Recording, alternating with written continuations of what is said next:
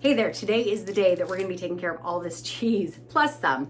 So this is over 8 pounds of cheese that we are going to be preserving this to make it shelf stable, but not by canning or freezing or refrigerating. We are going to be waxing this cheese. And it is in my best interest, of course, to do this correctly because that's almost $50 worth of cheese. And quite frankly, I don't wanna waste it. We go through a lot of cheese here in this family and we live a long ways from the store, as I've told you before. So it is in our interest to be able to find a way that we can preserve the cheese.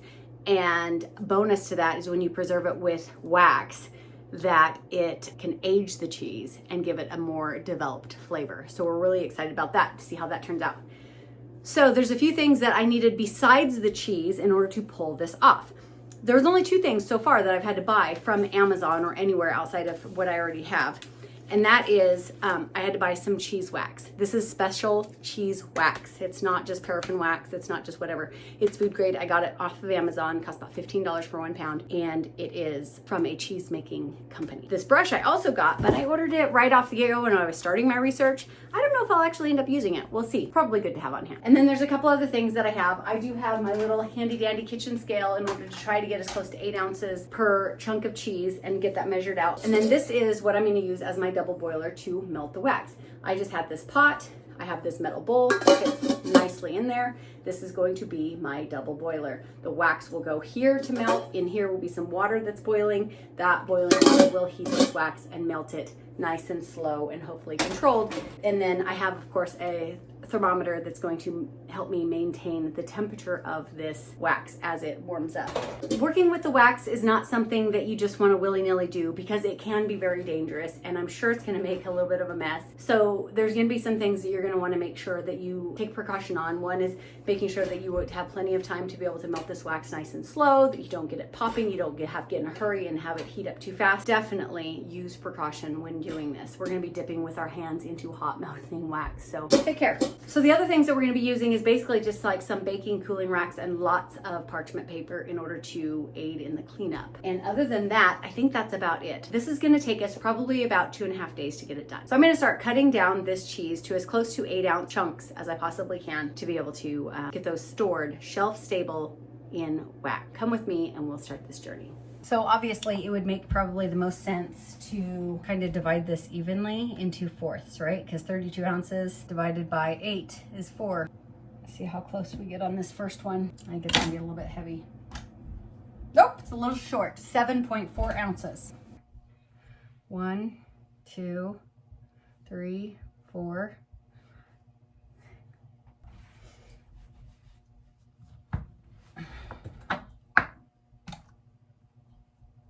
46.5, 48.6. Not bad, Jill, not bad.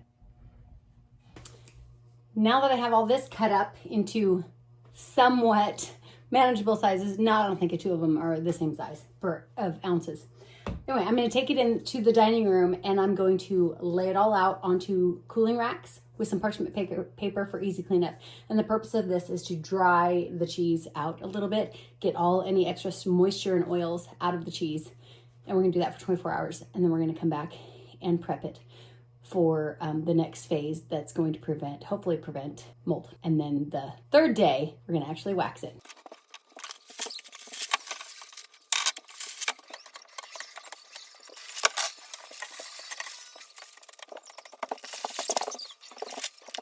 Hey, okay, so there's a couple different ways that we can do this process. There's a low temp and there's a high temp. The first one would be the low temp waxing, and that is used with a double boiler.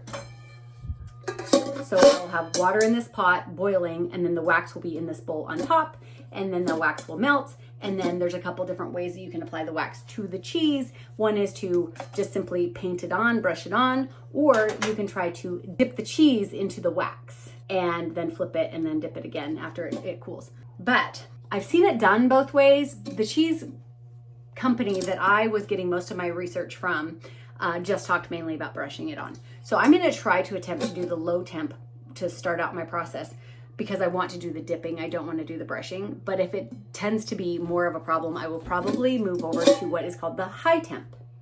And that is where we don't use that. We simply put the wax straight into this, we melt it, and then of course we maintain it at that certain temperature. All of this, we're maintaining the wax at a certain temperature using a thermometer. Then we will, once we get it up to the certain temperature, then we can just dip the cheese right in there and get it waxed. Now, pros and cons.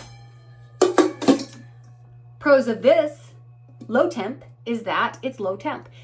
Either way you're playing with wax, it's gonna be dangerous and we need to be very careful. We need to take all precautions. We need to know kind of what we're doing. We wanna prepare our working surface so that we're not getting wax all over because it is a mess. We wanna definitely be able to cover up any space that we may be dripping wax over top of. But besides that, this is a lower temperature wax. It's going to be a little bit safer.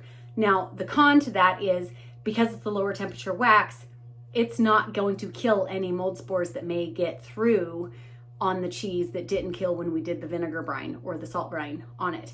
So that is the downside. You know, it sat for a while. We may end up seeing mold underneath that wax. The high temperature, just using the pot itself, allows us to get that wax to a higher temperature to where it will kill all of the mold spores in theory. However, we're dealing with a much hotter wax, which is way more dangerous.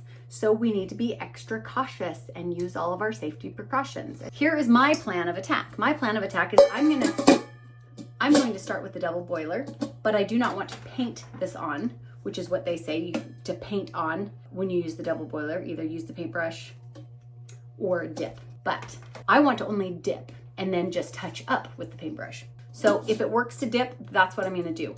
Couple other things is this is going to be the thing that I only use for waxing cheese. I'm not going to try to attempt to clean this out. And then that way, the next time I need to do any type of waxing, I'm just going to pull out this specific tool. If you've noticed, I tend to do that a lot with all of my stuff. I like to have specific tools for specific projects because it just makes it easier for me. So that is what we're gonna do. So now I'm in the process right now. I have my cheese out on the dining room table, cut into 7 to 9 ounce chunks, and it is gonna be drying for the next 24 hours. After that, I'm gonna do the brine and that dry, and then after the brine dries, then we're gonna get to the waxing. So it'll still be a couple days. This will be very exciting and a great way to be able to store this cheese shelf stable without freezer, fridge, or canning. Okay, the cheese sat overnight. They're pretty dry. You can see they're getting pretty crusty on the outside, which doesn't sound good. But just to ensure, I'm gonna wipe them down with some distilled white vinegar.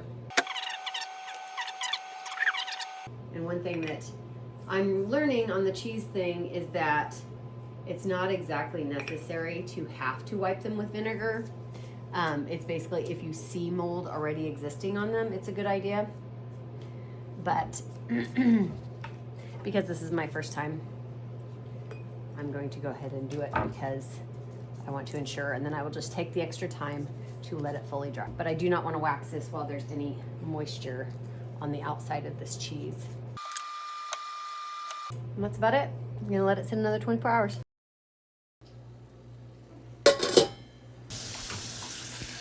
I have it warmed up. The wax is melting. I turned the burner down, but I'm trying to maintain the correct temperature. So I have my Traeger thing right here, and so I just keep checking it. Although, according to the internet, there's a wide range of temperatures for this. Okay, so I'm at 195 degrees, 196 degrees. Okay, so I'm going to get my gloves on, and we're going to dip. 2, 3, 4, 5, 6. For at least 6 seconds, if not 10 seconds. And then I'm just going to set it down over here on the cooling rack with some wax paper. 1, 2, 3, 4, 5, 6, 7, 8. I'm trying not to touch the bottom of the thing. See, it's just halfway up, and I'm setting it down. So now I have one that I've already dipped that way. Now I'm going to dip it the other way. Oh, it's slipping. About to slip out of my hands. So now it's completely, I'm going to let it dry. I notice it's very thin in the middle there where it goes over. Okay, I'm just going to keep going through this process.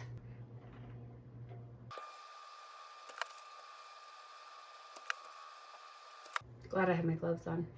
Okay, this very last one, it was so thin that I dipped it in on its end because I couldn't dip it in without getting my fingers hot. I'm gonna start back over, all the way back over to here. See, now this one will need to be dipped. No, that one needs to be re-dipped completely. See, this one kind of has a thin spot in the middle all the way around. So I'm going to dip it the opposite direction. So the second dip is going to be a lot quicker than the first dip because I don't want to melt the wax.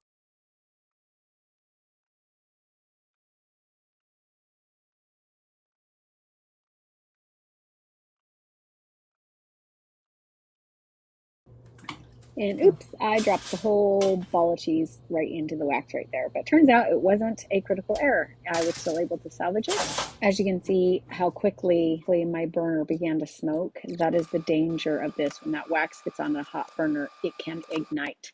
I use wax as my fire starters in my wood stove, so it makes total sense that it would ignite. Thankfully, it did not. All right, 1, 2, 3, 4, 5, 6, 7, 8, 9, 10, 11, 15 blocks of cheese. So a couple things that I learned while doing this was that temperature is really important. I did get my wax up to over 200 degrees to start with on the very first dip, and then I shut the burner off and I did not continue, and I did do the double boiler the whole time. So I put water in the bottom, I put the wax in the top, and my first dip was with very hot wax, so 200 degrees. And then I would dip it in and I would hold it for 6 to 10 seconds. I tried to stay in as long as I could, but my fingers would start to slip a little bit, but that was it. And then I would put it down, let it dry, and then I would flip it over and I would dip it again. And once I got that first good wax on there, I would go back to the second dip. And what I noticed when I did the second dip with the wax still being as hot as it wasn't really applying a second coat very well. And in some places it was peeling it off. I just stopped everything that I was doing and I started just kind of processing and thinking, and I let the wax cool off. And I let it get down to about 170 degrees. And then I went back in and started dipping. And I figured that first initial one was the most important, that I get a nice hot wax because that's what kills all the mold. And the second and third layers was just simply to seal the wax. This one, basically, I dipped it in this way, I dipped it in that way, and then I would dip it in this way, and then that way, and then that way. I made sure that this middle area was getting waxed really well. That is what I did. It's not beautiful, it's not perfect. You can see the bubbles and bumps, but I don't see any holes or anything in anywhere. I don't see where the air can get in. But that, to me, I think is the trick, is that your first one needs to be with that really hot wax and get that good sanitized seal. And then after that, let your wax cool a little bit and then do your other dips. I would say each one probably has at least 3 good coats of wax. Other than that, just the figuring it out was the hardest part. It was really, really simple and very, very quick, and it does dry very quick. Make sure your kitchen's not too warm while you're doing this so that the wax can set up. And other than that, I think it's pretty easy. And now we just wait and see if this actually seals the cheese. I have this Amazon box that I lined with paper, and I will be taking the cheese and I'm just setting it in here, not letting it touch each other. So I don't want the wax to touch each other. I put a layer of paper on top of that. And then I continue stacking in the wax.